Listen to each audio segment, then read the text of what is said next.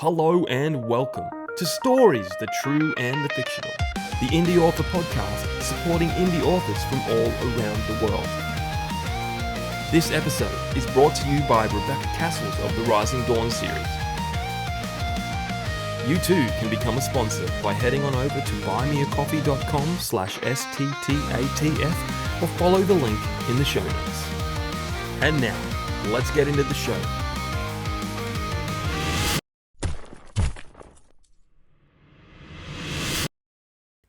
Warning. Listening to this episode may cause your TBRs to grow in size. Hello guys and welcome to a brand new episode of Stories the True and the Fictional. Round 3 of Story Pitch. It's an absolute blast, I can tell you that. But first, I am one of your hosts, Jay Bryden. With me always is our resident reader, Ryan. How we going, Ryan? Living the dream, my friend. Living the dream. It's been a good week. Lots of reading. Currently reading Crownfall by Michael Vadney. Nice. Very good. I like it. It's another big one. I'm I think about 150 pages in so far, but very good.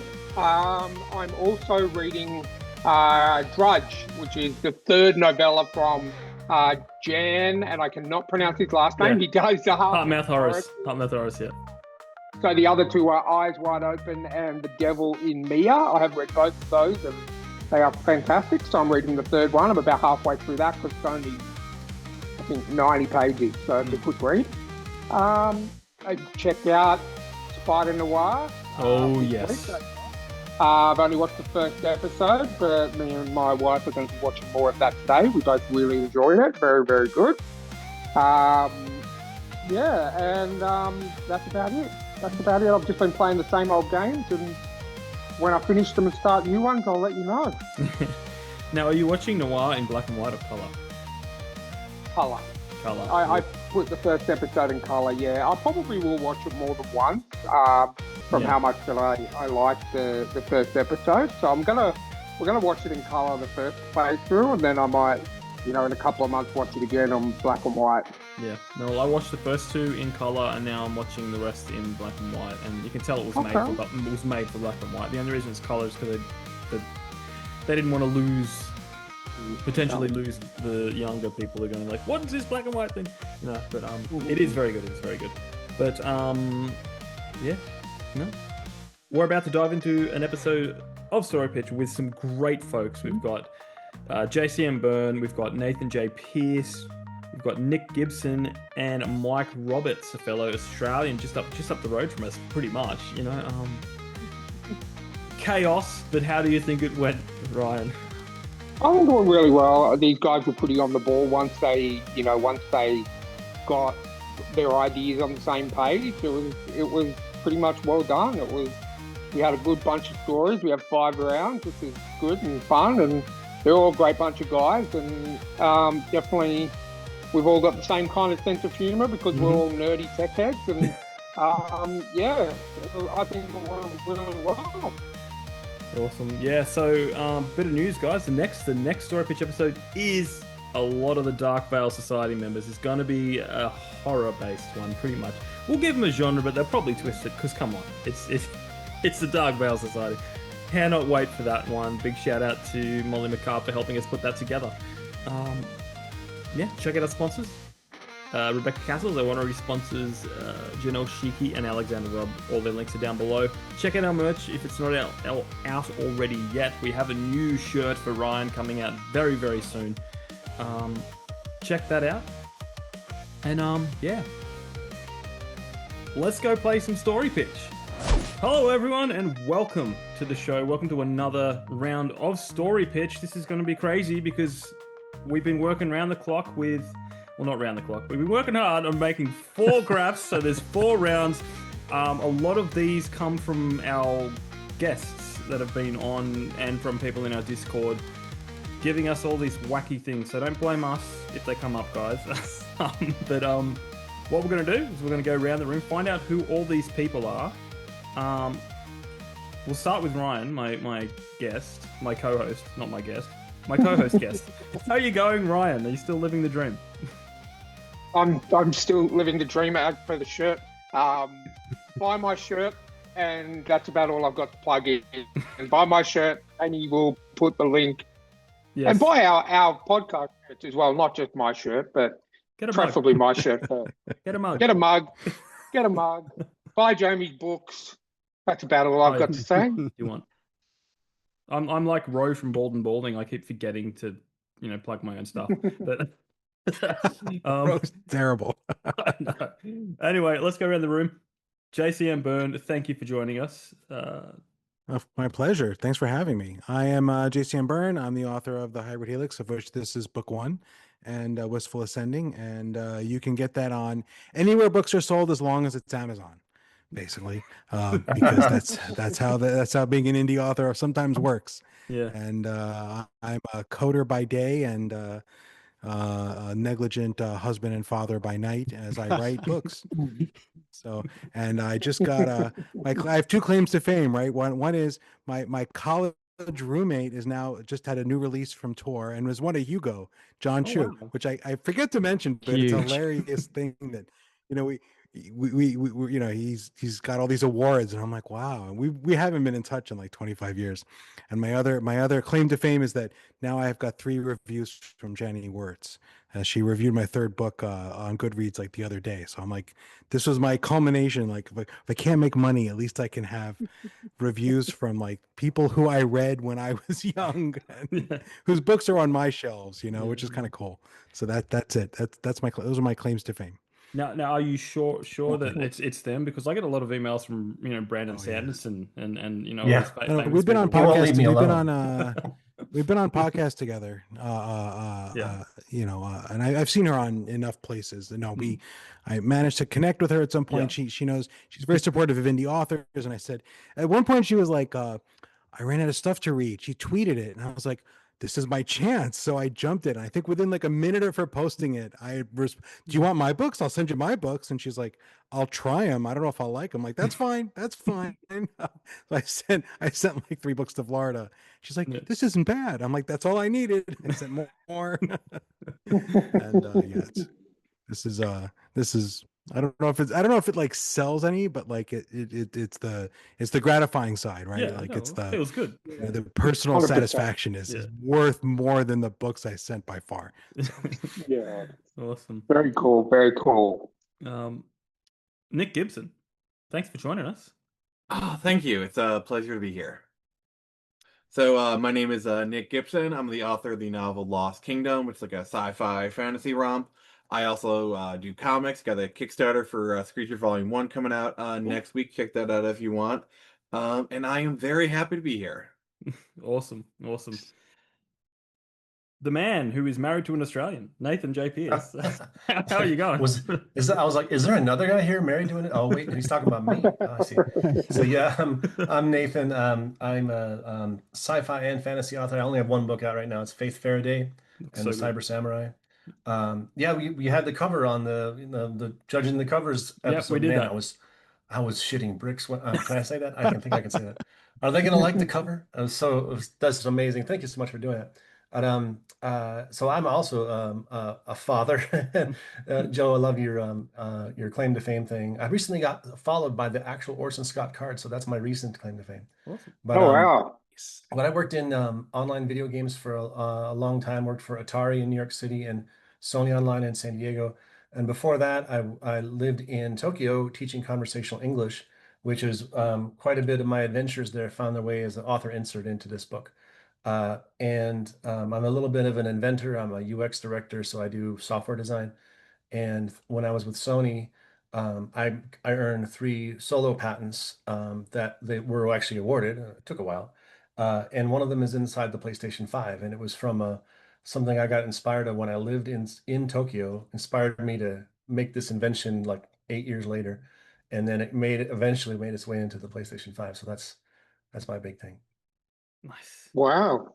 So most of it, well, I know me and Jamie have a little piece of you in our house. Oh, good. No, so well, what's fun too is it as an inventor, you probably invent 500 things before one of them gets made into real life, right? Yeah. So what's nice about that is I got to put like 8 of them in this book. So they're never going to be physical, maybe, but they're at least written down and part of a story, so that's fun. I like that. Very cool. Very I cool. mean that's where a lot of movies get their ideas from, right? They read some Yeah. books, and I mean I even heard that like they did some space maneuver once, and they got the idea from Stargate. You know, That's like clever. it's just like because I mean Wow. depending on what the writers are like, I know that Big Bang Theory had a lot of like actual scientists and physicists and stuff like that on there, so making sure everything was correct, not just making crap Yeah. up. Andy Weir, when he wrote The Martian, Mm. he researched the surface of Mars, where the things might take place, and NASA rerouted one of their Mars probe satellites to check out where he put stuff, just to see if he was Wow. right or not. Can you imagine NASA rerouting a satellite because you wrote something in a book? Yeah, That's my dream. yeah. Wow. It's awesome. Mike Roberts, thanks for joining us. Hey, thanks for having me. I feel like I have met an expanded group of my people. I'm loving what I'm hearing here. So yeah, nice to meet everyone.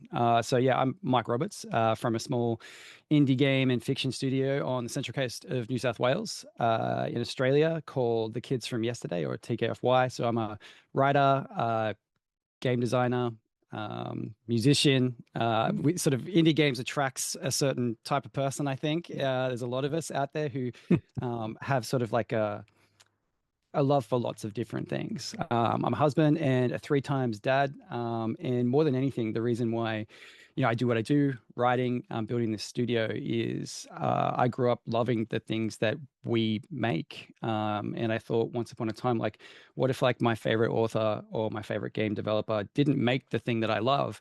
And so our greatest aspiration, is to make your new favorite thing. And that will take some time.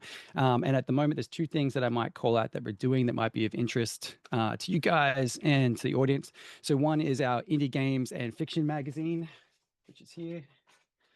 So this is called Adventure Calls, and this is for anyone who ever felt adventure call them. So, behind the scenes stuff with local indie developers, a bunch of writing from me, and you can buy that from shop.tkfy.co right now. And Bitterwind is our pirate adventure anthology on which I am the co-creator and writer, and you can read that for free on Royal Road today, anytime. So that's me. Reach out on all the things, and yeah, happy to be here. This is going to be fun. Awesome. Awesome. Love that. Well, yeah, it seems like we have a set kind of group here, all working in technology and We're the Uber in geeks. some way or another development. Yeah, I like it. I have a lot of diversity in this group. It's nice to be included. I have a Bachelor of Computer Science back from when I was young and went to university, and so I've never actually worked in a job where I've needed it, but I still have it, and it's worth a lot of money, so I'm claiming it wherever I can. But yeah, I have no cool. degree in computer science, and I work in a job where I should have one. So I'm your contra positive or something. Well, that's what I was going to Nice. say. What we can do is we can talk off air. I can liquid paper out white out my name and put your name on it, and then you can be fully qualified. Sounds great. No, I'm making deals. That's it. Excellent. And me, I never finished school, so woo. I have a 2-year degree and I've never once used it. That's Yeah. usually the way it works. But It is. I had to get being a typical Australian with not so rich parents. I had to get a job while I was going through uni, and I worked for customer service in Telstra with their broadband and ADSL, and fell in love with customer service and ended up doing that for the rest of my life rather than computer science. But hey, I've got the piece of paper on the wall in a frame, so that's all that matters. That's what it's all. That's Nice. all right, just displaying. awesome. Nice. All right, guys, are you ready to play a game? Yeah. Let's do this. There's going to be 4 rounds and maybe a bonus round depending on how the time goes. But the game is called Story Pitch. For those who haven't seen it, maybe this is your first time. There is a setting, a genre, a main character's profession, and a crazy addition. You're going to give us a number between 1 and 12 for each of these categories, and we're going to tell you what they are, and then you've got to kind of work together to pitch us a story. So what we're going to do is we'll go one at a time. You can all decide what you want to pick, and then we'll reveal it to you as we go. So let me just look at my half semi-organized notepad, and let's start with Nathan. Pick one: a setting, a genre, a main character's profession, and or a crazy addition, and a number for it. Profession number 7. Profession number 7. Well. All right. Hang on, I'm losing myself here. Oh, wow. I moved this so we wouldn't get this so often, but we're doing it anyway. It is a 5 times martial arts world champion, Ooh. aka Chuck So an Norris. autobiography, right? Autobiography, right? That's not really a profession, but we'll let it slide. Well, I you guess know if you punch hard enough, it is, right? yeah, that's it. All right. Mike, what do you got for us? All right. So being a D&D guy, I'm gonna roll dice. So I roll Yes. D4. I got 1 setting. Let's roll 2 D6s. And what is that? I got 10. 10 for setting. 10 for setting. Cool. This is gonna be fun already. Ryan, you got it? Yeah, so number 10 is the setting is a second-hand bookshop. So Oh, perfect. Makes you got a sense. 5-time martial arts world champion in a bookshop, second-hand bookshop. That's it. Jay, you didn't tell us we had to bring dice. I'm Well, you so didn't have to. unprepared. You didn't have to, but like 2 people have done it before. That's awesome. So it's a good way Next to do time. it. Take it a chance. All right, I'm looking for my dice. Joe, what have you got for us? Genre or crazy edition? All right, genre. I'm rolling 2. 2. Okay, what have we got? We've got sci-fi in a bookshop. Oh, that's so apropos. So what is sci-fi? what's our crazy edition, Nick? What have you got for Very us? nice. Sci-fi bookshop. Give me an 8. Okay. All right. We haven't had this one before. This is number 8, a crazy edition, which is someone or something that must appear in the story, even if it's just for 5 seconds. And yours is a talking gecko. Oh, okay. So to run it home, we have a sci-fi set in a secondhand bookshop. Your main character is a 5 times world champion martial arts expert, aka Chuck Norris, and a talking gecko. Can we That's pretty resist the urge wild. to go from insurance salesman? Again? I don't know if we can. So, Yeah, think our that's fun. so take your time. It's pre-recorded. Don't spoil the illusion. But I think our martial artist has acquired a gecko and is at the secondhand bookshop to buy a care and feeding of talking geckos kind of book. So he knows what to feed it, how to clean its cage, and so forth. Yeah, what kind of book might he be And- looking for in there? Oh, I'm sorry. Go ahead. I love that. Gecko's book. So he's got a pet gecko. Did he bring the pet gecko with him to the shop to look for this book? Oh, he's got to. You can't have a talking gecko and leave it at home. So I love that, and I like to think that our 5 times martial arts world champion with his new pet gecko is absolutely drawn to a book that he sees on the shelf, which has this celestial looking sort of gecko embossment on the front. It's this amazing looking tome, something like The Never-Ending Story, but like from somewhere else. And he opens it and finds inside a button. Oh, okay. like a shirt button or a button that you got to push. I'll leave it to your interpretation. You know, it could be this cosmic thing where he feels compelled to press his hand. It could be a big red "Do not press" button, and sweat starts up over to you. No, you don't become a 5-time world's martial arts champion without being the kind of person who sees the button and immediately presses it. That's Like, right. those are connected personality traits. Getting punched in the head for a living and pressing every button you see, those go together. So the gecko might try to stop him, but he's pressing the button.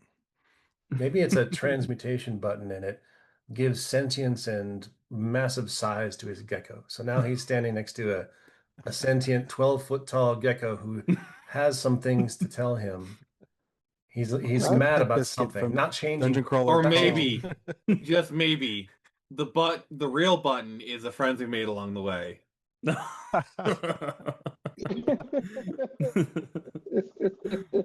I love the push of the button, Oh, you know, God. and where it goes. I saw a certain film this week, so I can't help but drop this in.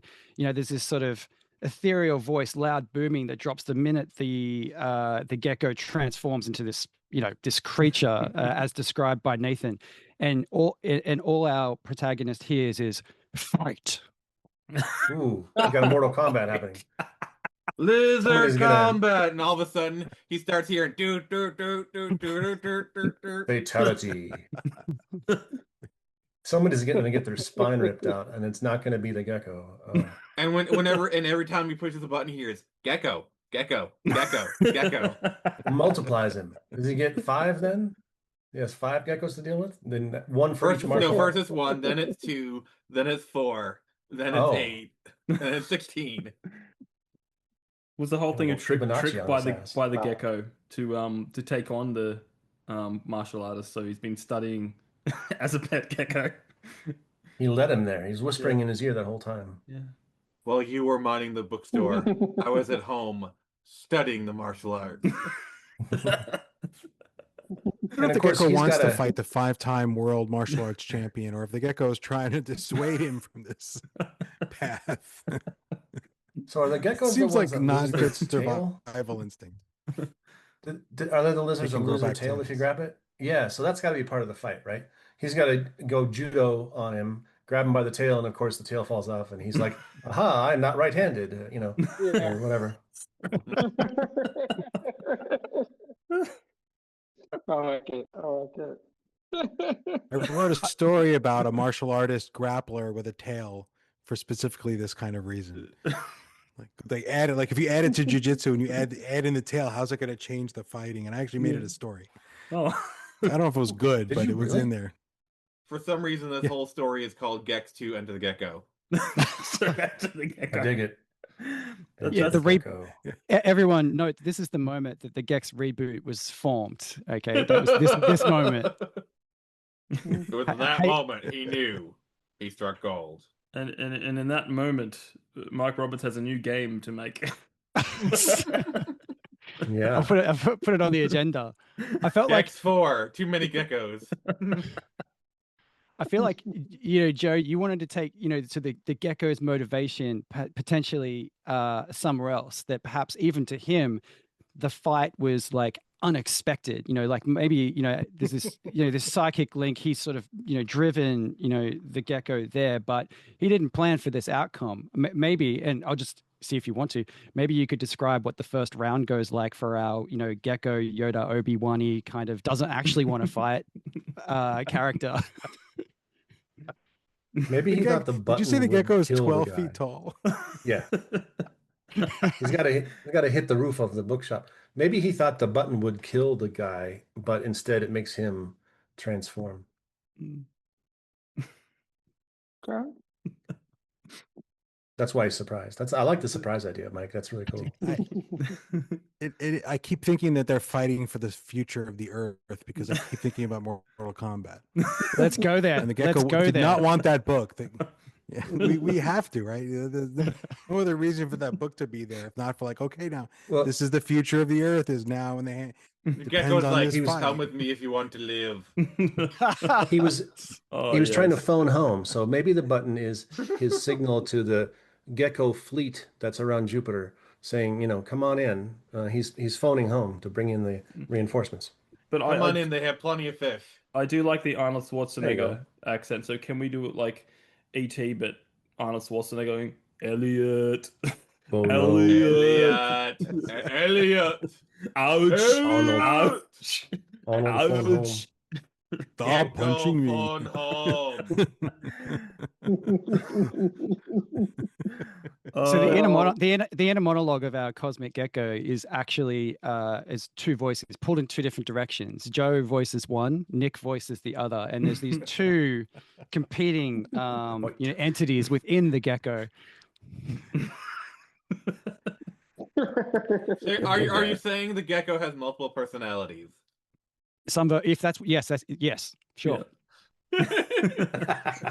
This is good. Gotta be Mike's going to go with that. Part of the gecko that just wants a peaceful life on Earth, living as a lizard and eating flies, right? But then there's a part of it that just wants to beat the stuffing out of this 5 times martial arts master, who he's been watching from his cage as the guy just like preens around the house, like looking at himself in the mirrors, and the gecko's like, I'm teaching this dude a lesson. I've come So you're across saying the despite all its galaxy rage, as it's a still just a talking gecko in a cage? That was good. I like that. Nick, Smashing Pumpkins reference. Yes. It's like a dark version of the Ninja Turtles movie where Splinter was a rat. I was noticing the just a Ninja pet Turtles rat. to the left and right there. You got Ninja Turtles on the left, Ninja Turtles on the right. yeah. Maybe that's what the gecko wants, is to Ninja become Turtles. a sewer dwelling vigilante. Well, there is a gecko Ninja Turtle, like not a Ninja Turtle gecko, but there's like a gecko character. I would hope so. So you're saying it's a gecko and a half tail? Wants to be. Rides a skateboard, so Do we have a Oh, name that's for the our? 90s. Do we have a Mondo name Gecko, for our I think. Mondo Gecko? Yeah. yeah. Do we have Mondo Do we have Mondo a name for Gecko our? the third. The third. Gecko? Yes, that's true. What else? An I want to know. aristocracy of geckos. You're building in the prequels, Nick. So we need to tell stories about 1 and 2, right? So we'll have to come back to do that. So you see, Excellent. there was like this the geckos. There was this one gecko princess, and I guess all these flies, they surrounded it because they're trying to like something about taxation and trade routes. Yeah, Mike, you were saying you want to name the gecko? Say this blockade Well, is so illegal. we've got Mondo Gecko, but we need a name for our 5-time world champion. So I wanted to throw to Nathan for the ultimate name for this hero. Nukchorus. Yeah, Buck. Nukchorus. I was going to go for Buck. Buck. Buck instead of Notch. Bucknuck. Buck. Yeah, and not Buck Rogers. Bucknuck, Tucknuck. Bucknuck, Tucknuck. Oh, Okay, chaos. I'll go with that. I want to be collaborative, so sure, why not? We'll call him Buck. Okay. Okay. Just Okay. Buck is Buck and Mondo Gecko. So that's first round. So I like to think that Buck is taken back. They're both sort of like thrown out of like this fight. They're in the middle of a bookstore. This is not a great location to throw down. The proprietor of this bookstore is looking very, very upset about what might be happening and just as shocked as everybody else. So as Buck steps backwards, he knocks the book off the shelf. And as it flips over, he sees on the back a bio of the creators of Teenage Mutant Ninja Turtles. And he's like, what? What is going on here? Eastman, Laird? right? Eastman and Laird. It's like, and Buck is like, am I in Ninja Turtles? And he's waiting for like the theme song as it sort of kicks in, for the first round of this outrageous cowabunga fight. But it all depends on the iteration because there's different theme songs. This is true. And you're going to sing them all for us. It's written. He turns to the next page, and there it is. I only read the comics. J.A. Bryden narrates for us in his best voice the entire theme song back catalog of Ninja Turtles. Like narrates. That's right. He Alright. sings. That's how I sing. Do you mean like most of my singing is narration? like the William Shatner songs he did like 20 years ago, and it's just him dramatically saying them? I love those. Teenage It's so good. Mutant Yes. Ninja Turtles. Teenage Mutant Ninja Turtles. Turtles in a half shell. Cowabunga. Because we've raised the stakes. We've raised the stakes, Nathan. You were like, they're from Jupiter. Something's going in. So now there's this, connection to the invading forces of was it Krang and that entity? Perhaps. I'm throwing this to you, Nathan. Who's invading and is Buck the last line of defense? Krang and the Neutroids. More of these 12-foot tall geckos, and as they land, as these geckos do, they just start ripping limbs off of people, and they're wondering why they don't grow back. Oh, that is dark. So What's wrong with you guys? Cuts to outside the It's shop. clearly a form of greeting in Yeah, in alien gecko culture. You I'm meet saying someone, hello. you tear off a limb. Yes. It's a gross Keep it as a it's souvenir. not my fault it Remember didn't grow back. Their scent. What's wrong with you guys? It's Outside, very there's upset. bloody Just liberal doesn't go bystanders. Oh. No, that was part of Ender's Game. Actually, Orson Scott Card talked about the buggers arriving in our solar system and just killing some of the first humans they met, and literally it was like clipping their fingernails, is what he said to them. To us, of course, they're murdering sentient beings, but to them, it's saying hello. It's like, hello all. That's awesome. Right. Do we have a title for this messed up story? Has to have the word tail in it. The missing tail. A Tale of Two Planets. Tale of Two Planets. I do like Tale of Two Planets. I think that's going to stick. Tail end of the human race. Okay. Tail. Oh, that's good. I'm liking the puns. I'm liking the puns. A tale to tale end all untold. tales. Well, that's good. We almost had the same one. A tale to end all tales and a tale untold. It was very close. A tale of two morons. Guilty. He means the gecko, I think. All Both right. of them. Are you happy with that story? You ready to send it to the publishers? More than anything, I want to No hear editing Ryan required. recount the entire. I want to hear the whole through line back. Oh, that's funny. All No right. pressure. No pressure. All right. Let's go to round two. Bring up the graph again so we know what we're doing. All right. Did we hit all the beats there? I just wanted to confirm. I'm pretty sure you did. We got sci-fi. We had the Gecko, Karate Champion, Yep. bookstore. Rad. Yep. Cool. All right, Joe, what do you got? You can pick a setting, a genre, a main character's profession, or a crazy edition. Oh, I'm gonna go for a crazy edition and give me an 11. An 11. Ooh. Crazy edition, my friend. You have a multiverse of Sherlock Holmes. Oh, wow. Oh. And they're all Benedict Cumberbatch. Oh, no, they're all Lucy Liu, who I went to high school with. Really? Very nice. You didn't mention Yeah, that as one. I mean, like we were in the claims to same fame. school at the same time. I guess she was like a couple years older than me, so we were technically in the same building at the same time. But like I didn't know her. Like it was a big school. But she didn't make the and she was just claim to fame list, so she doesn't rate, No. I guess.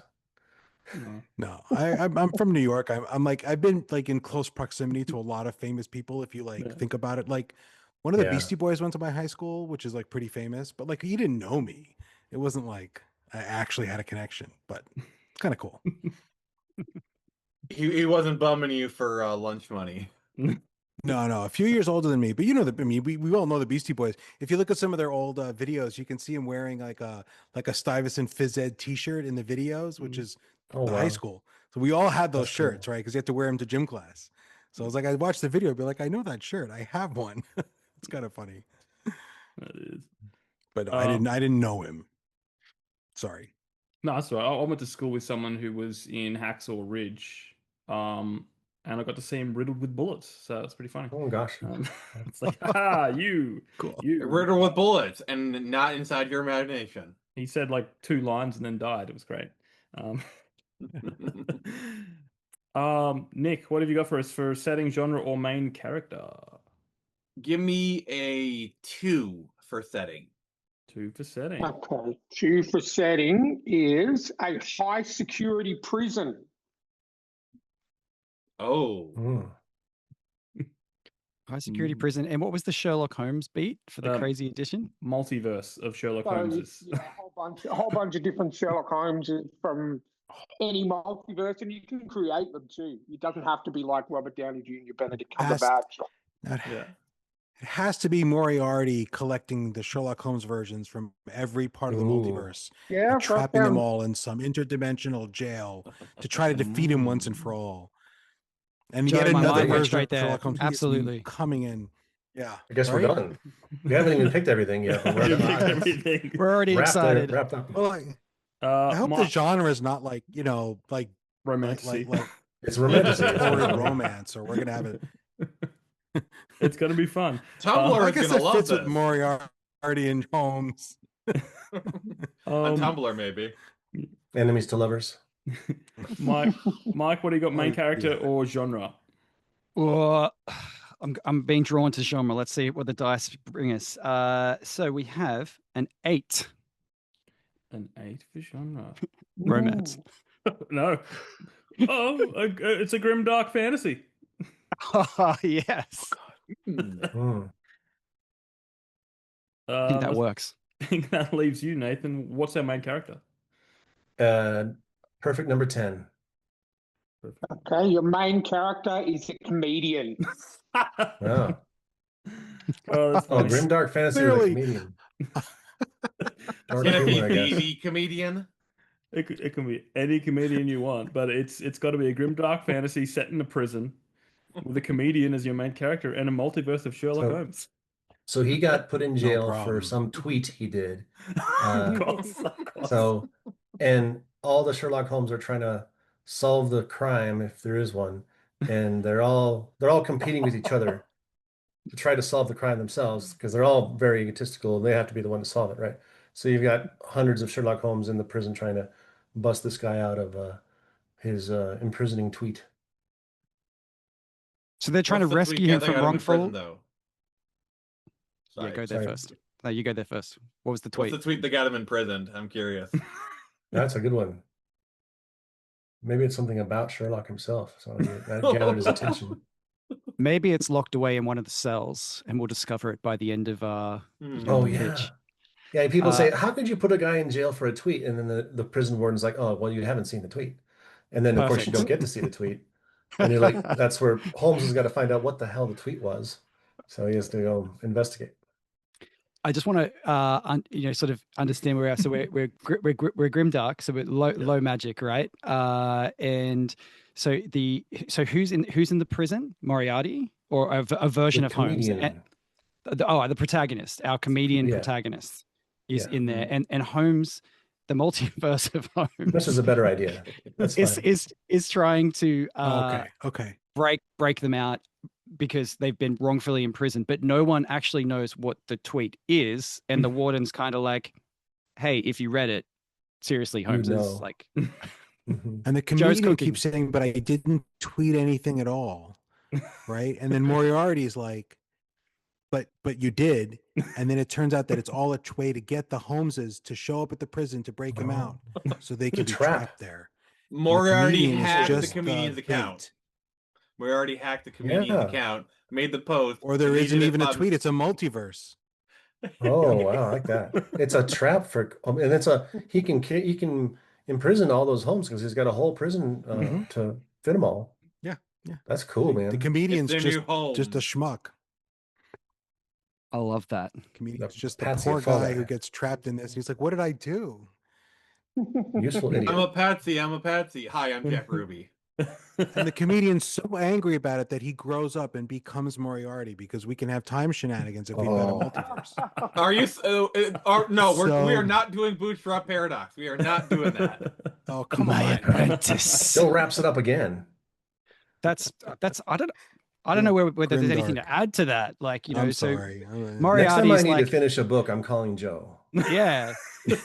I like plots. So at the I like so plots. the play in the end ends up being like this is Moriarty's like Okay. layers on layers on layers, and I'm just sort of reiterating. I'm just clarifying. So Maybe. is the our comedian protagonist is essentially the patsy.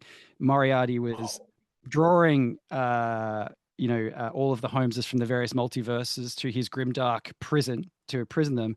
But on top of that, he was ultimately grooming his replacement through Mhm. through imprisoning the comedian. So that's sort of Moriarty's ultimate objective, through doing this to persist like some kind of evil Sith Dark Lord into the future. Maybe it's a younger him. Maybe it's him 40 years ago. And there's a question mark on that, by Yeah. the way. So I'm not really adding to it. I'm trying to make sure I'm pushing in the right direction here. No, I think it's cool. Now, I think there's a little bit of an element that you're missing. The fact that it's a grimdark fantasy. Mm. There are loads of swords. The prison, is clearly stone. Outside through the window, you see they don't know why, but it just looks like low key dark villages. There's pre industrial technology. No one's quite sure how that comes about in a low magic fantasy setting. But throw me a bone here, guys. I'm open to ideas. Just have an You're doing really He's well. missing a finger.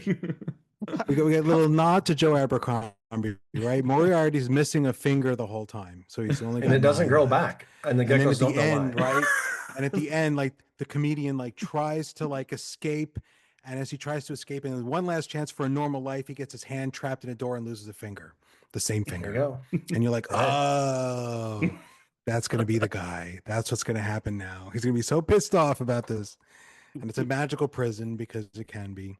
But this reminds me it's of all okay. Did you guys ever read the early Warlock from Jim Starlin, the comics from the 70s? So there was a really cool storyline because this character Warlock was the enemy was the Magus, and he knew the whole time that his enemy, the guy running the evil empire, is him from the future coming back in time. So he knows he's going to turn into this guy. He doesn't know how, he doesn't know why, but he's fighting him with all the strength. And he's like, I'm going to become you one day. And I don't know how that's going to happen. It's a super cool storyline. Anyway, that is cool. Just always percolates in my head. I'm like, how can I use that? Which I never do. But so he loses the finger in the door, but that's okay because he's the six-fingered man.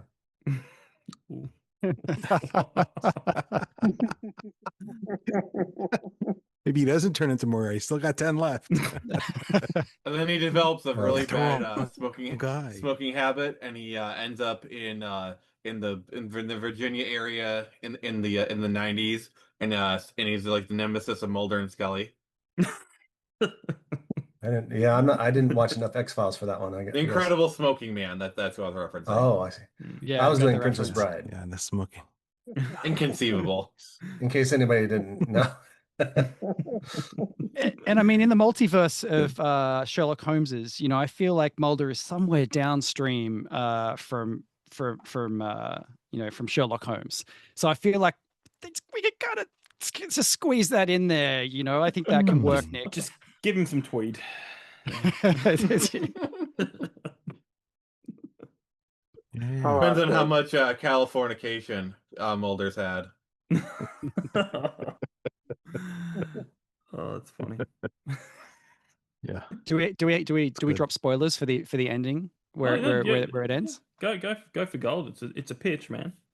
Oh yeah. Well, I'm just framing that up. It's a question for the group. How's the story end?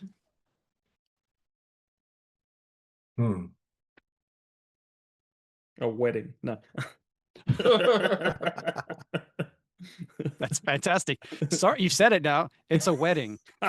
No, Moriarty marries his past self. He can marry the prisoner. Absolutely. I feel like Moriarty and one of the Holmeses have to end up together. Otherwise, you've wasted 150 years of sexual tension, literary sexual tension. So, Joe, what have you been watching and reading? I feel like we've been watching and reading very different versions of the story. All right, fine. If Jared has from the Robert Downey Jr. version, marries Benedict Cumberbatch. There, congratulations. Maybe I'm just thinking of Lucy Liu again. I don't know. Who's not? Hey, look, we can retcon. Right? There's a wedding.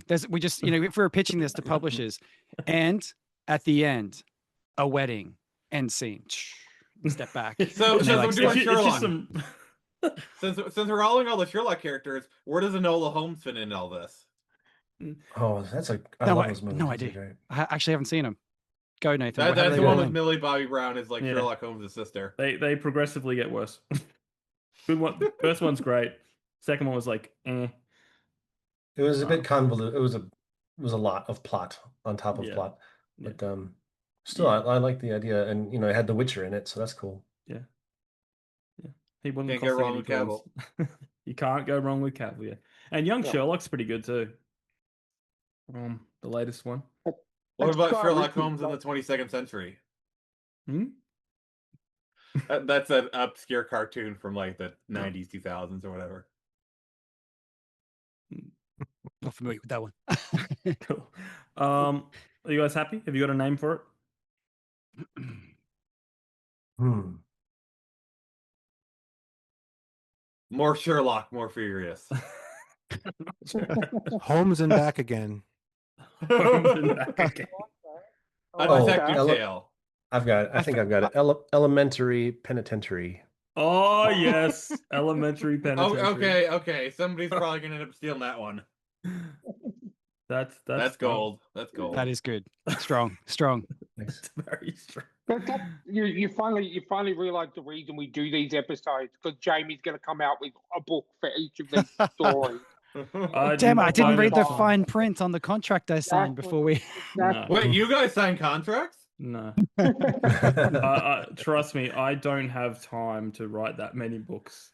Although I have rattling around in the back of the head. Sometime we'd love to do short stories of all of these, like have an anthology or something.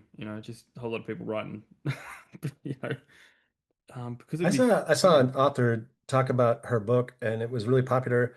And then she mentioned that it was a response to some random story pitch prompt. It was a prompt. It was just a random weird prompt, and she made a universe out of it. And I was kind of like that. On the writer side of me was like, that's really fascinating. But then the reader side of me was like, you made up this whole place I've lived in from something random you read on Reddit. So it kind of deflated the universe for me a bit.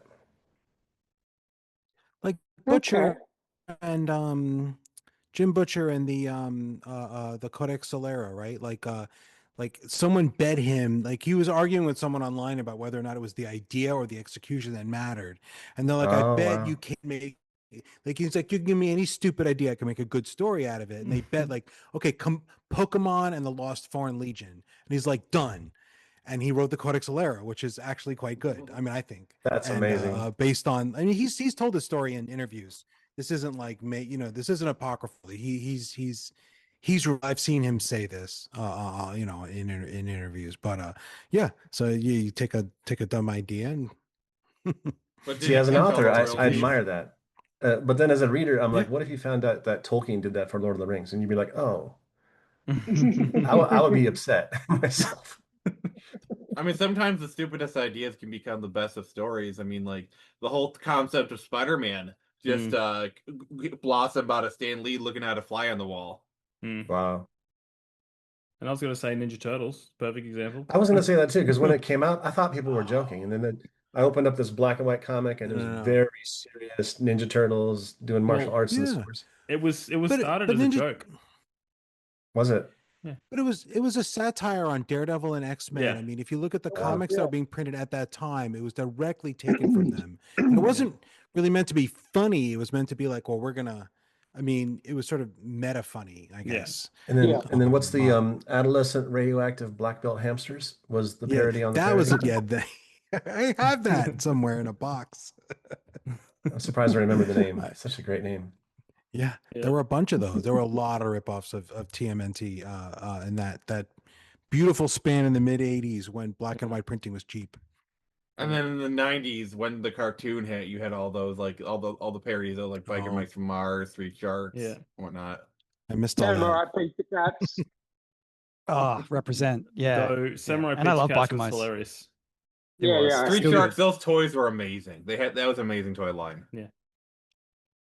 Yeah, I remember Saturday mornings, I think, or possibly weekday. No, weekday mornings was like the Marvel and the Marvel shows, like X-Men '92 and the Spider-Man cartoon. And then I think on the weekends it was like Biker Mike from Mars, Battletoads, and Samurai Pizza Cats, and Street Sharks, and all those cool kids. 90s kids when you want represent. some pepperoni, Samurai Pizza Cats. Oh yeah. I love that Samurai Pizza Cats was completely different from the Japanese version. They literally just took the cartoon and then they didn't know what the plot was, so they just made crap up. Taylor's all I the didn't know time. Japanese. That's so Yeah, Robotech is same. They just licensed three completely different series, Harmony Gold and Masek. They and, chopped up, I think, one of my three favorite different series of Macross. Yeah, and one of my favorite Macross, shows of all time. So good, so good. All right. Do you want to play a game? Let's go. At all the planets, they chopped a lot out to make it for children.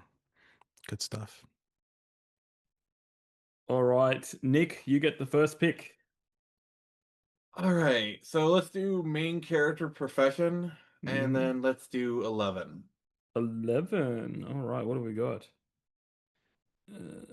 A smuggler. Mm. That can be depicted any way you Han want. Solo. It could Is he a be. scruffy-looking nerf herder? Who's scruffy looking? Who's scruffy? Thank you for that. Well, Did he do the Kessel Run in under how many parsecs?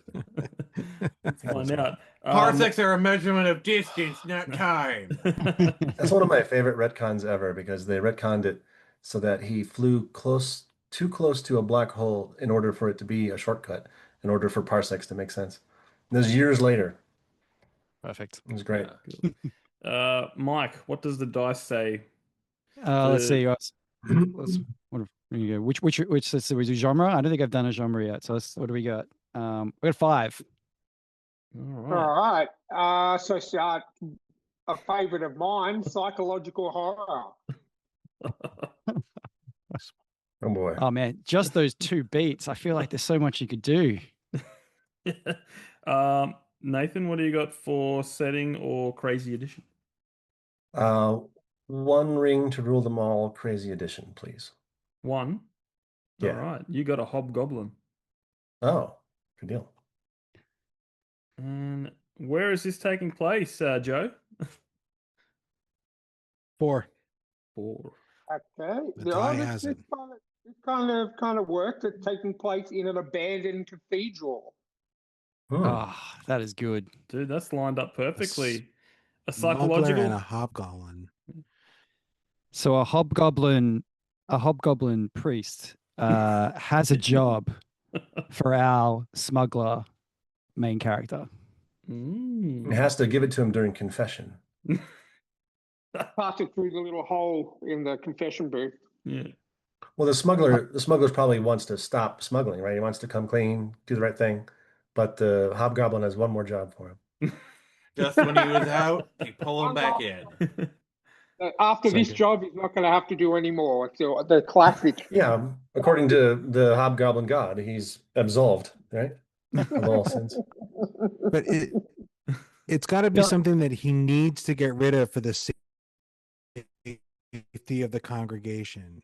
Oh, Like this object needs to be smuggled out of here, or everyone is doomed.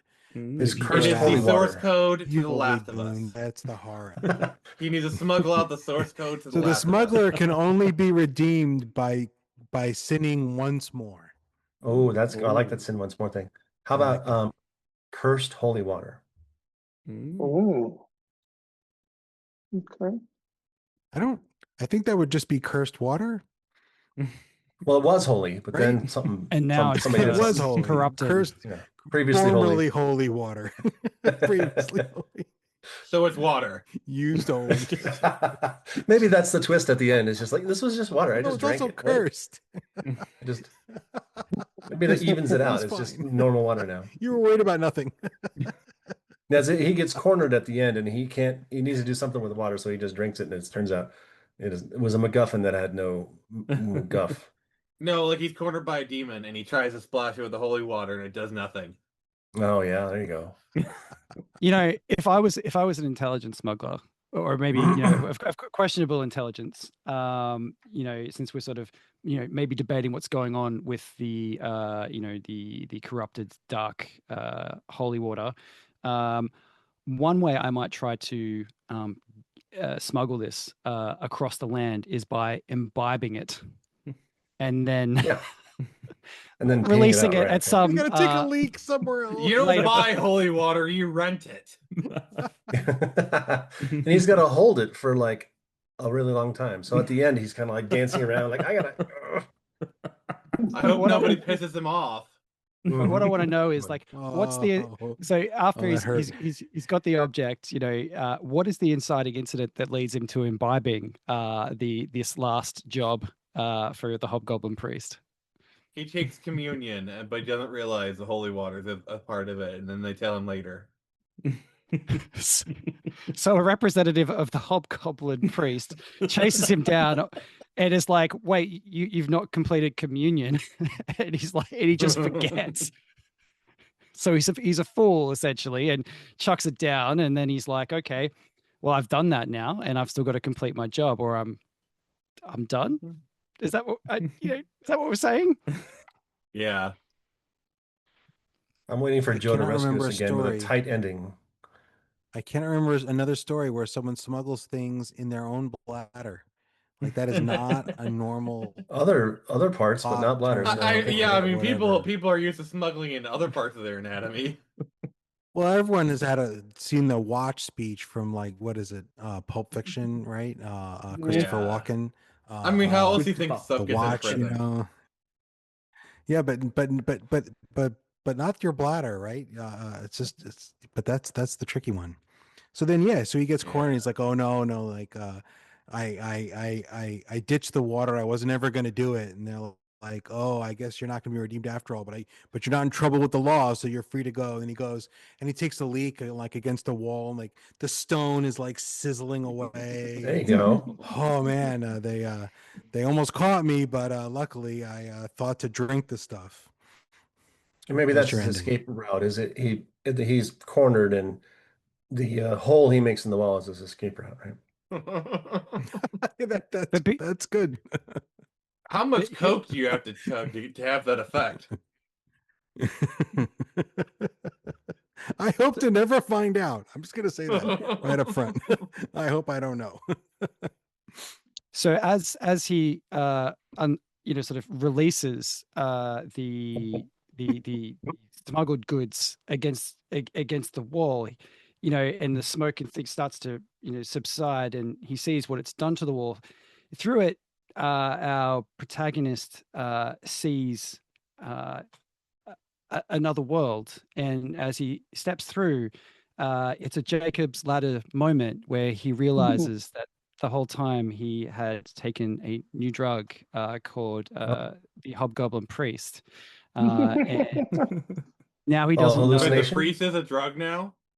Now he doesn't know what's real or what's not. Is the Hobgoblin Priest real? Is so he's is psychological. Of course not. There are no hobgoblins. But this He is fiction. hallucinates We can everything. weave anything we like. So you're So saying, is this real life or is this just fantasy? and in the screenplay, of course, we have the license to that very famous song as he steps through the portal. Right. Yeah. Half the budget had to go to it, but God, we did it. All right, I got your priest for you. That's good. There you go. Oh, nice. Thank you, Midjourney. That's awesome. That is what I was picturing.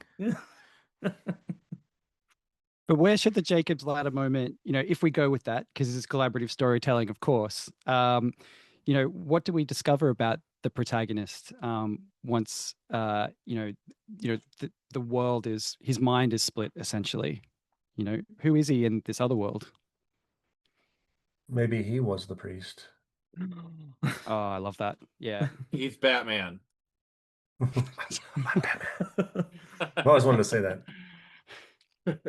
I mean, I love the idea of Batman ending up a priest who then ends up on drugs and has a priest. Yeah. I feel like there's a whole storyline there that could be very, because think about the redemption, and obviously it's tangential, but the feeling of guilt, even if you're doing the things you're doing for the right reasons, wouldn't that be an arc for the ages for the Dark Knight? Mm. Hey, That'd be DC, quite you the heard Red it here Dead first. Redemption. Get this writer's room. Come get us. Let's go. Better than anything Hollywood's doing at the moment. Seriously. I have the perfect Yeah. title, by the way. Oh yes. Oh, good. Drop. Bladder Diction. Blood addiction. That Sure. actually sounds like a horror name. It really does. Blood addiction.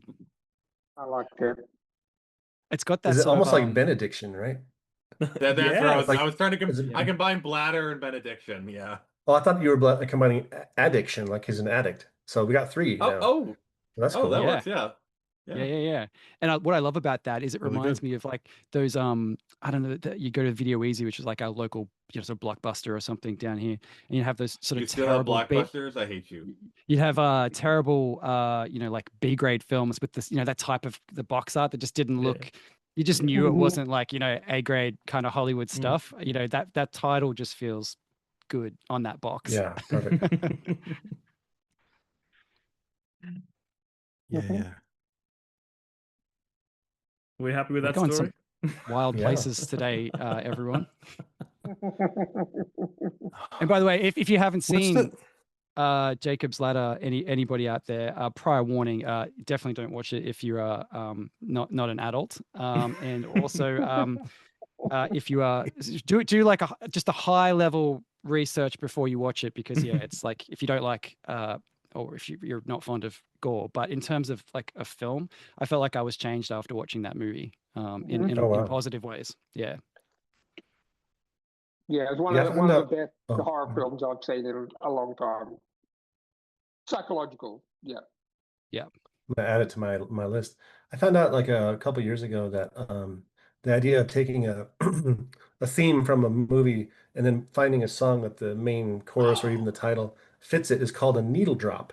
And it's so is this real life? Is this just fantasy? That would be a needle drop. And once I found that out, like I noticed like every single song is a needle drop. Like the lyrics are exactly what's happening on the screen. I'm like, oh, okay. Well, it didn't take a lot of imagination. Somebody did a Google search, and I thought they were picking it for like the vibe and the feel, the cinematic mesh, but no, it's the lyrics.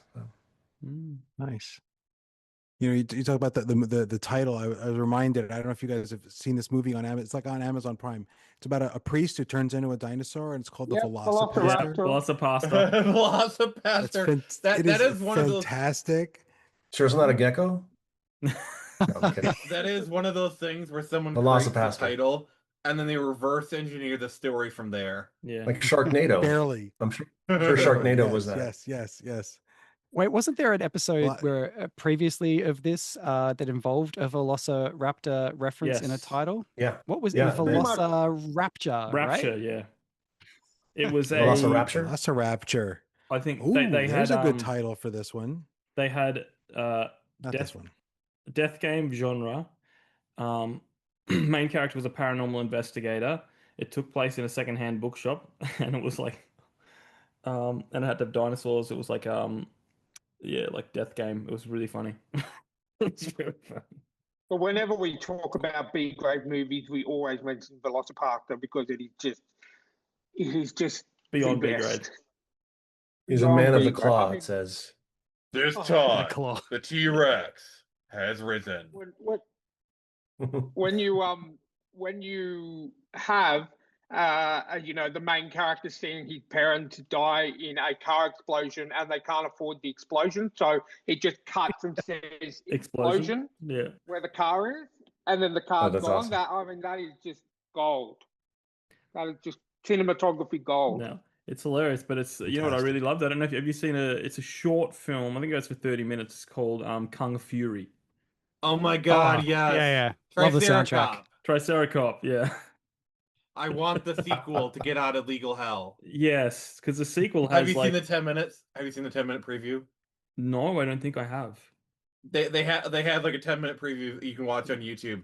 It is everything you want from a Kung Fury 2. Yeah, because it's got like everyone. It's got like Arnold Schwarzenegger in it. It's got what's his name? Michael Fassbender. Michael Fassbender. I'm going like, how did this guy go from making a film in his garage, entirely in his garage, to getting some A-list, He gave the people cake, Jamie. He gave the people cake, Yeah, the people and cake. they were like, "We want cake." Well, You'd that's be the surprised the actors you could get when the project is just fun, when it's fun Yeah. to do. Well, that happened to someone we had on the show probably about a year ago. Ethan Nicole, who wrote a comic book called Axe Cop with his 6-year-old brother, and literally like it just exploded. And then next thing he's got Nick Offerman doing the voice for the cartoon, and it's just all these A-listers. I've read Axe Cop. Yeah, it's a while ago, but yeah, fun. It's the best because when you figure like if you watch it without knowing what it is, you're like, this is weird, and you go, "Oh, it's written by a 6-year-old and drawn by like an professional artist." So none of it makes sense, but it does because it's a kid, you know? Yeah. Nice. Cool. All right. Round 4, my friends. Round 4. Let's bring her up. All right. It looks like, Mike, you're going first, buddy. What do you got All for right, us? crazy edition. Crazy edition. All right. And I got me an 11. Of course. Oh. Well, this is pretty dark. Your crazy edition's a plague. You can choose what plague it is. Whoa. I'll hold that in. I'll hold that in until I find out what setting and genre and profession. It's all right. A plague. Plague of doctors. Mm. A plague upon both your houses. Yeah, you can play it as however you want. Joe, what do you got? Wait, what did I pick? I picked let me pick genre. No. Did I do that already? No. I can't remember. Yeah, genre. I can't remember. 1. I rolled a 1. Critical Okay, miss. so the genre is a police procedural. Oh wow. Okay. That fits though. Yeah. With a plague. Okay. Yeah. All right. Nick, what do you got? All right, which ones are still available? Main character or setting? All right, I think let's do setting for 4. Setting for 4. A retirement village. Or an old person In Florida. In Florida. Okay, that's it. I have. This I sounds have like a COVID story. Yeah. And I have my choice of plague is that the world is plagued by bad information technology systems and a terrible paperwork resulting.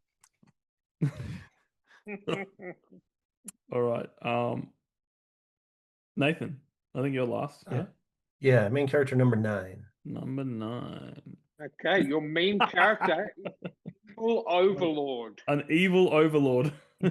Okay. Well, that's a very. Are we just Very- doing history now? We're just doing a history book, right? Yeah. Yeah. How do we make the audience connect with this guy? Seriously. No, this is easy. He's stuck at a retirement village because of paperwork. Like there's no more like bonding experience we can have than a guy just out to conquer the world as one does, and he's stuck in this place and he can't get out. Trapped by bureaucracy. Trapped by the bureaucracy. The worst right? kind 'Cause of everyone. bureaucracy. So the plague is the paperwork. Yeah, which is ironically the only thing saving the world from domination by this evil guy. But Oh, Writes itself. What's the title? No, I'm kidding. You know what'll save them from all that paperwork is infinite paper clips made by the AI, right? yeah. But what's the police procedural side of it? Are the cops there because he's killing the other retirement home residents out of frustration? Yeah, that's good. So the procedural beat is that his relative is part of the police force trying to stop the murders inside. And, they're between a rock and a hard place, right? Because on one side, if they solve the problem of the plagued, paperwork, bureaucracy stuff, they unleash, this other character's, brother on the world who we all sympathize with because no one loves paperwork, and so perhaps the narrative framing of it is through the protagonist's family members' police reports of the comings and goings. Are they trying to keep him busy with all the paperwork? Because otherwise he's going to rain hell on people. I guess it's the part that's unexplained is, why can't he simply bust free? And it's because, I suppose, somewhere he must have some kind of moral compass that says he can't break the doors to the place. And the people inside are just like, look, we don't know what to tell you, Jerry. The paperwork says you need to stay in this old person's home. This is your room. Please go back to your room. And he's lawful evil. He's bad, but he's not a hypocrite. Right.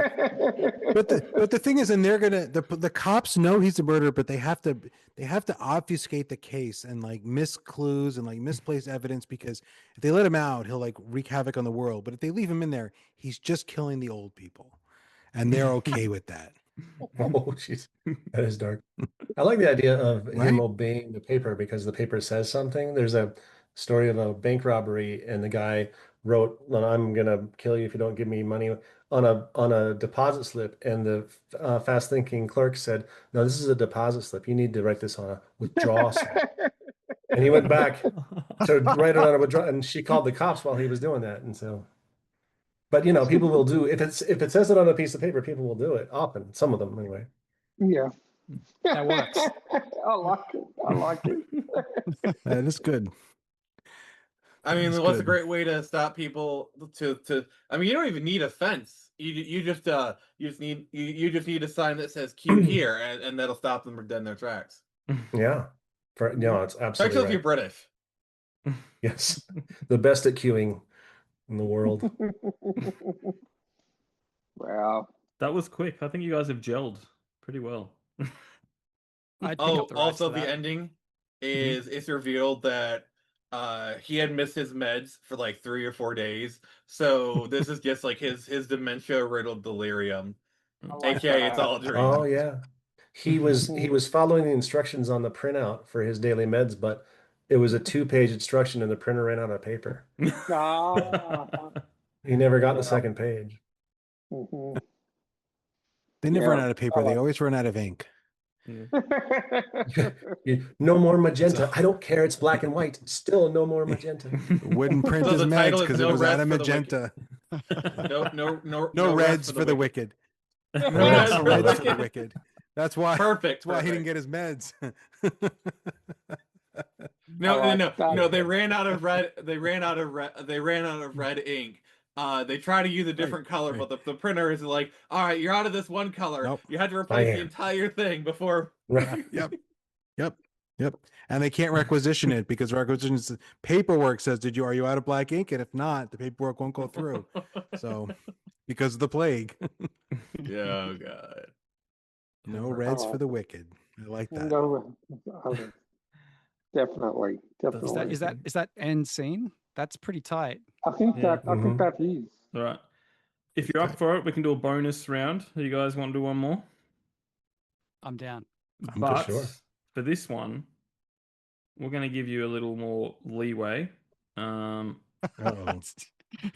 We've got 4 graphs, so you can give us a number or pick a graph, and at random we've got 1 of 4, and then you can pick a number off that graph. And because it's the last round, if you don't like it, you can change it once, but you can't keep changing it. It's like you can choose between 2, but that's how we're going to do wild. it. So we'll see how it goes. I don't know. Let's go back to the top. Nathan, what have you got for Setting number 3. Which graph do you want to go off? Oh, which graph? We've got 4 graphs. We've got 4 separate Oh. graphs. Oh, okay. Graph 3. Graph 3 and setting for 3 on graph 3. Is that what? Yeah. Uh-huh. Yep. Okay. It's an opera house. Oh, cool. Joe, what do you got? Which graph? And 2-8. 2-8. Graph 2-8. Okay. Graph 2. Choice 8. I like perfect cubes. Yeah. And what was the category? Sorry. 2. No, like genre, main character, or crazy edition. Oh, am I picking? I'm sorry. Yeah. Profession. Profession. Okay. So graph 2, number 8. The profession is a marine biologist. Of course. In an opera house. Nick. Project. Oh yeah. Nick, give us a genre or crazy edition graph and then number for it. Crazy edition. Graph 3.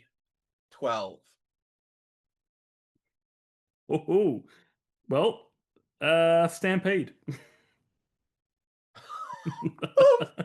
A marine biologist, the Stampede. Mike, genre. Yep. All right, here we go. Let's see what we got. We got graph 4. Yep. Number 5 for genre.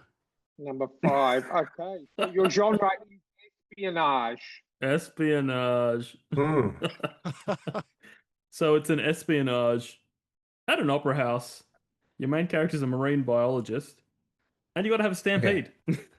Okay, so I can start off a little bit of this. So in order to Okay. save something from the stampede, the marine biologist floods the orchestra pit. And that's where her beluga whale goes, right? I don't know how to do espionage for that though. So you guys, that's yours. That's my gift to you. The So opera house has the whales in the opera house to sing because whales sing. We all know that. Oh, there you go. Right? yeah, And the of marine course. biologist there to take care of the whales because you got to have a marine biologist. You got singing whales, but he's actually a spy, so he causes a whale stampede to kill like the visiting dignitary in the So the opera main house. the main Stampede character whale. is The marine biologist, but he's also a spy. Yeah. also a spy. Assassination by whale pod. Mhm. That's Stampede my That's whale. thought. that's a whale of a kill right there. Oh, Yes. but That's That's Stick quite a that in your set piece. blowhole. Just imagine these huge tanks inside, some kind of giant opera. I can't help but not think about the Sydney Opera House. Yeah. I don't know about the logistics of yeah, that. yeah. Maybe they yeah, take the roof yeah, off, yeah.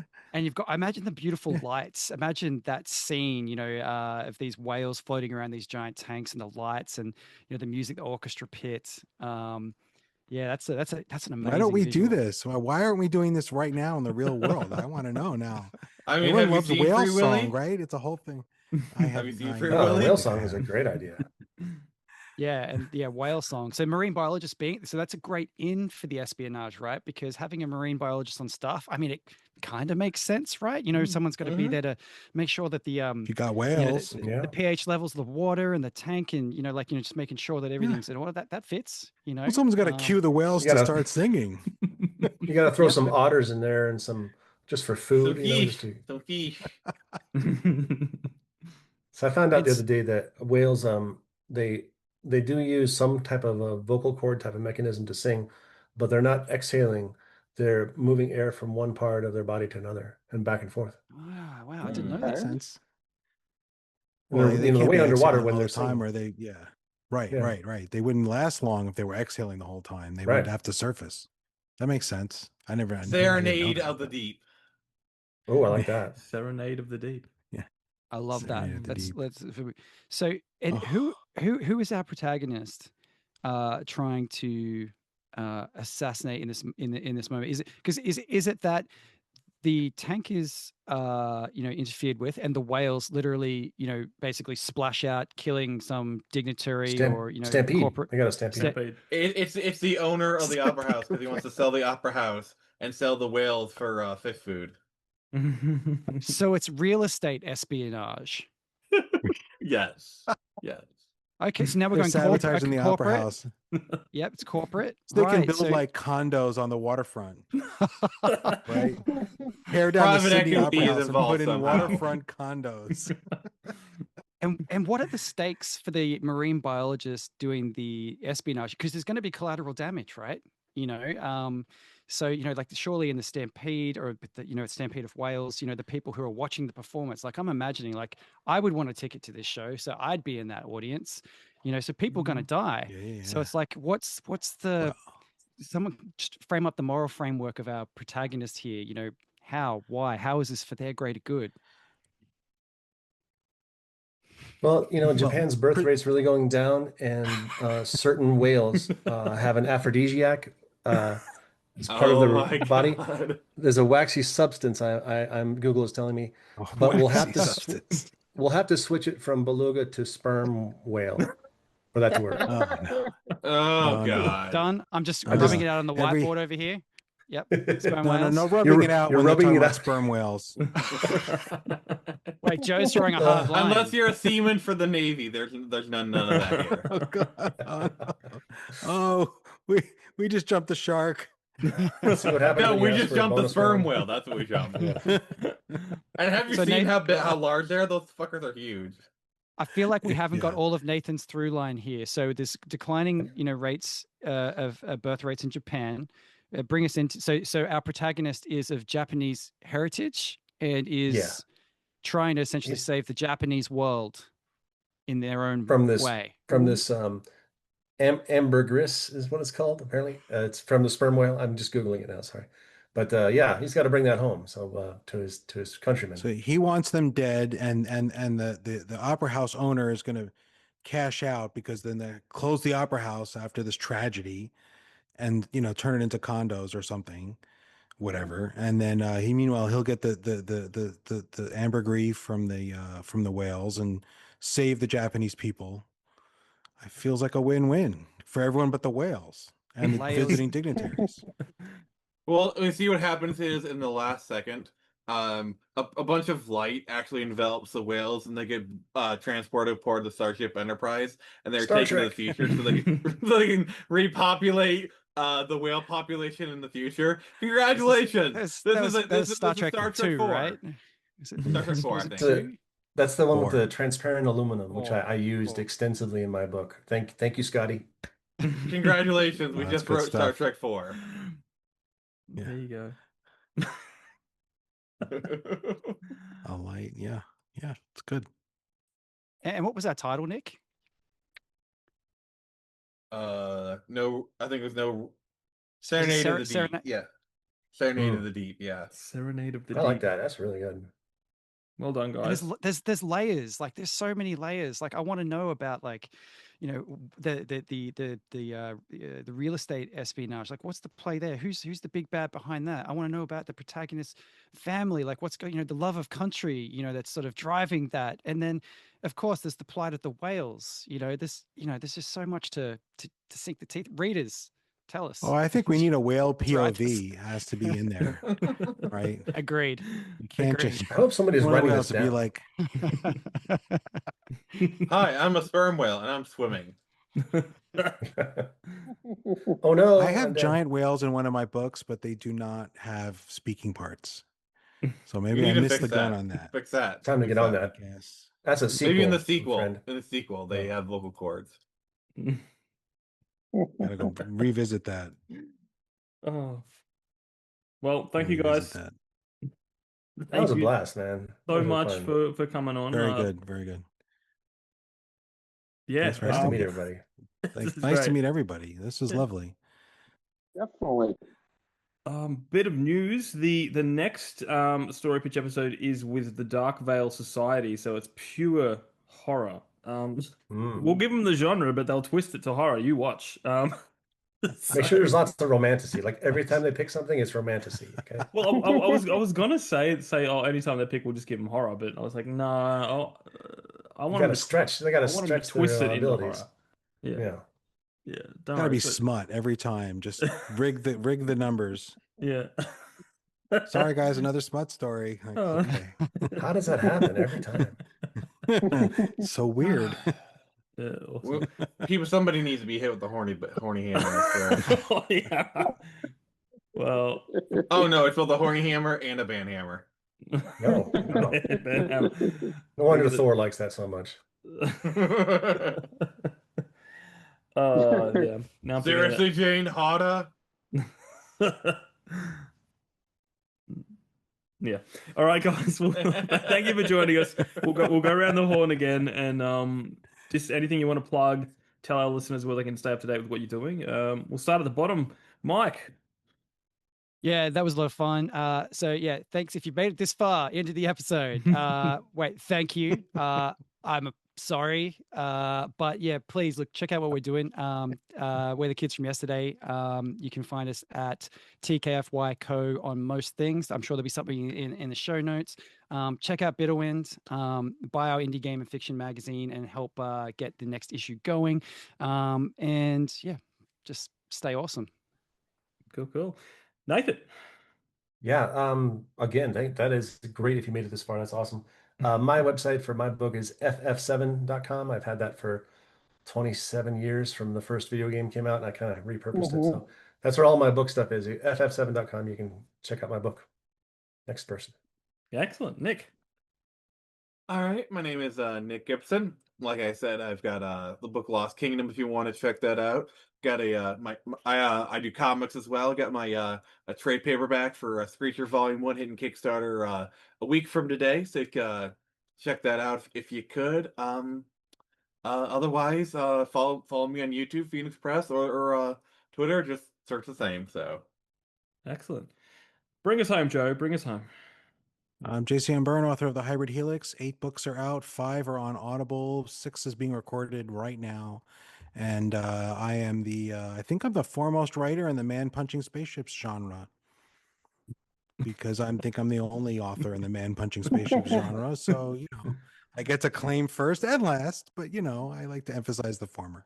Awesome. So get them on Amazon. Wistful Ascending is book 1. Cool. Nice. Well, guys, all the links will be down in the show notes. Please check out these awesome authors. And if you want to reach out, thetrueandthefictional@gmail.com. Please join our Discord. It's where a lot of these episodes are getting organized and stuff like that. Reach out. We'll give you the link. Buy Ryan's shirt. We don't say it enough. He's got a new one underway. We're just saying that. There'll be 2 Ryan shirts. What's Ryan going to wear? Let him Find out. tune in to find out, yeah. Well, guys, until next time, keep supporting those indie authors, and we'll catch you on the next episode. Bye-bye.